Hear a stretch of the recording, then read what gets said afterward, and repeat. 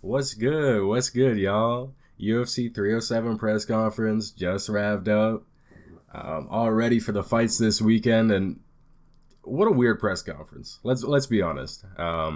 If you were watching, you can tell it was a bit off from the start. You know, no Dana White to start off. Dana White's not there to glaze the fuck out of the bantamweight title belt. He's not there to say Juliana Pena, Raquel Pennington. We got some badass fights tonight, man. She might be the women's GOAT of MMA. So it's a bit off from the start. On top of that, the crowd was kind of dead, which was a little weird. Usually Salt Lake City, Utah, good crowd.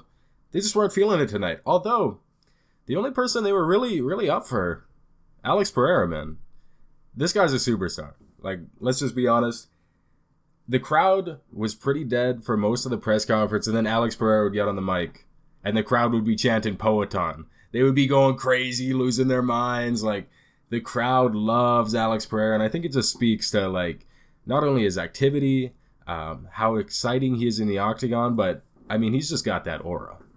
And I hate to use the word aura, but, like, he does. The casual fans are really getting behind him. The hardcore fans love him.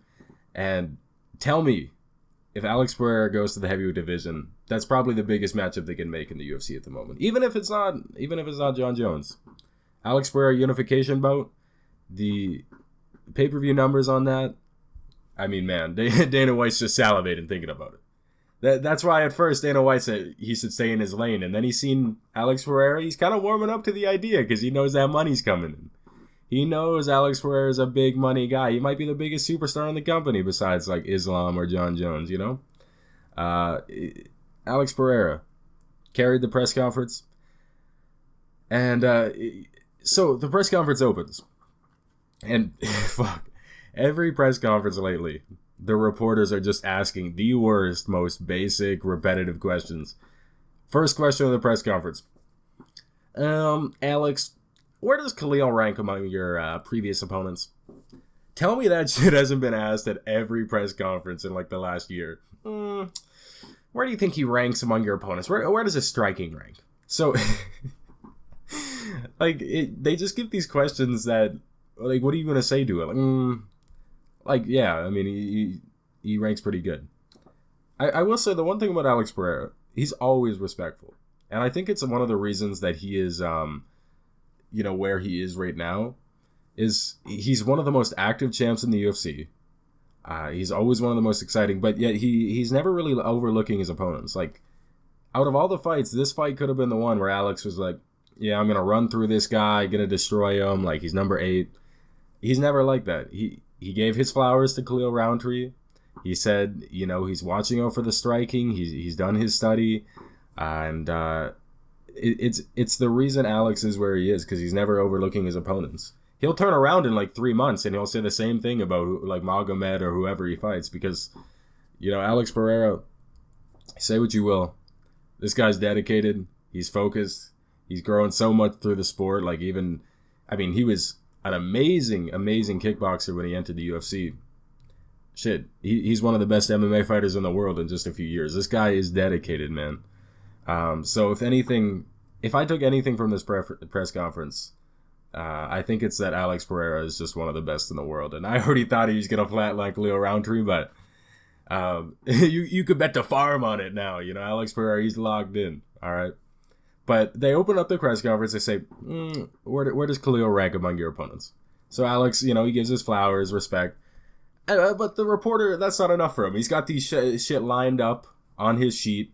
He's got to ask all these basic questions, no matter how they respond. He says, he follows that up. He says, well, where does his striking rank then? Like, brother, he just answered that question, but Alex answers it anyways. And then he hits him with the old whammy. Even Alex was annoyed by this one. He didn't know how to answer it. He said, he's been talking. He's got something locked and loaded. Do you think he's going to throw anything weird out there? Anything you haven't seen before? That's their favorite question. You think your opponent's going to bring in something you haven't seen before? Like, what do you want them to answer with? Yeah, I think Khalil's going to come out there, flying capoeira, kick my ass, out cold, stone cold stunner my bitch ass.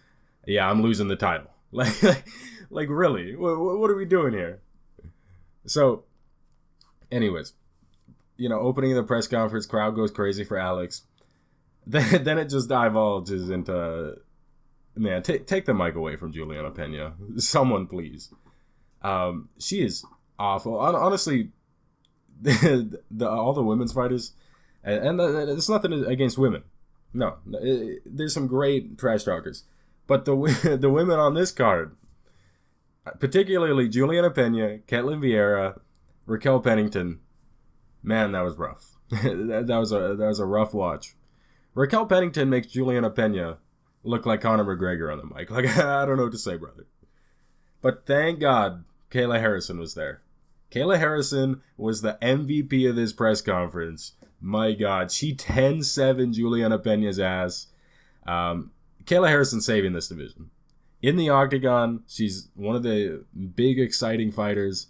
On the mic, she's actually exciting. Kayla Harrison needs to save this division. God help us all if Ketlin Vieira wins this title. Or wins this matchup against Kayla Harrison. Anyways, Kayla Harrison goes out there. She tells Juliana Pena, I have more finishes than you have wins in your career. That's crazy work. That's crazy work, dude. And Juliana Pena doesn't know how to respond to that. She gives the most dog shit response. I know violence. And I know violence. What does that mean, brother? I know violence? And I think Kayla Harrison responds with something like, brother, you're 10-5 since you entered the UFC. Like, it's 2009. Over a decade, 10-5. Like, what are we talking about? Kayla Harrison ran through Juliana Pena in the press conference, ran through Ketlin Vieira. I cannot wait to watch her in the octagon. I pray she just goes out there, dominates, quick turnaround, wins the title. Boys, we need this. We need this for the bantamweight division. Else we're cooked. We're cooked.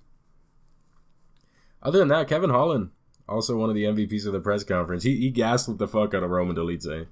Roman Dolidze went out there. I mean, he was trying to be entertaining, and Kevin Holland just said, buddy, you don't know what you're talking about. You're going to wrestle me. You're going to go out there and marab my ass. I know you're going to try it. Don't even try to act like you're going to strike. Like, and Rowan was like, no, brother. Like, I don't try to take people down. Like, I'm going to strike with you. And Kevin Holland's like, you don't understand the question, buddy. You're going to try to take me down. It's very entertaining stuff. One guy I actually did enjoy watching, Khalil Roundtree. That brother got me motivated. He went out there. I forget what they asked him, but he gave everyone a question. He looked into everyone in the crowd's eyes. He looked into my eyes through the screen. He said, guys, I want you to think about one thing. He got real quiet on the mic. He said, I want you to think about what you want in life. No, not material. A feeling. Guys, I want you to think about a feeling. Think about what you really want out of life. You know, he's got everyone thinking deep and shit. I'm sitting there thinking existentially. I'm like, damn. Shit, I'm 21. I've wasted my whole life. I could have been like in the gym when I was an infant. Like, Khalil Roundtree's got me thinking this. And he goes out there, he says, I did a lot of reflecting. I looked at myself and I realized I was the problem. He said, what I really want in life, what's holding you back? You got to figure that out. And he says, almost every time, it's you. You're holding yourself back. So whatever you want in life, on some like Luke Rockhold, conceive, believe, achieve. He's like, whatever you want in life, you just gotta look within yourself and work for it, and you could accomplish it. Like, Khalil Roundtree's got me ready to go out there and fight Alex Pereira myself. Like, I'm getting 10-7, KO'd unconscious, probably dead in the octagon. But shit, the way Khalil's coaching me, I could do it. I got I got some Scott Steiner math out there. 33 and a third % chance I might win. Either way, guys, not the best press conference. I might even say one of the worst. But there was a few entertaining moments, and I'm actually really excited for the pay-per-view coming up. I did predictions already. It's not the best card in the world. But, man, I think it'll be entertaining. We're going to have some new stars being born. Kayla Harrison is going to go out there and dominate. I'm praying. The main event's going to be a banger. Kevin Holland's going to get posted on IG for getting wrestle dominated for 3 rounds but talking trash. Like, we're in for some good stuff. So if you watched the press conference, let me know what you thought. Let me know what you're thinking about the pay-per-view on Saturday, and I'll catch you in the next one.